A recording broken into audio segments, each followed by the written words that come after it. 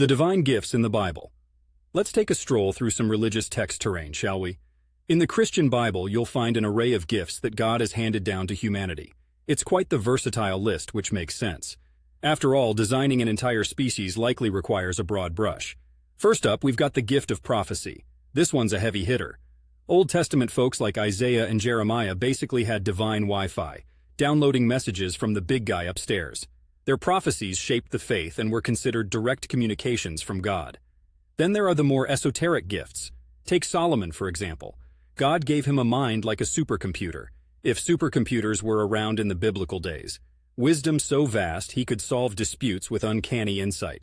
Point in case, the split the baby strategy. No, not a real split, but a genius move to reveal the true mother. Not something you'd expect from your average Joe. Fast forward to the New Testament, and the miracles start to multiply. Healing powers, for instance. Jesus was practically a walking hospital, curing illnesses and disabilities, even bringing back the dead. These weren't parlor tricks, they were signs of divine compassion. Then there's the quintessential gift of all, life itself. Breath into the nostrils, and boom, Adam's checking out the Garden of Eden. Can't really top the gift of existence, although the subsequent eviction from paradise does complicate the thank you note. Lastly, the big kahuna of biblical gifts, salvation. The whole Jesus on the cross scenario was about gifting a golden ticket to eternity. Regardless of how one interprets or believes in these texts, the symbolism is profound. Portland's an interesting place to consider these divinities, by the way.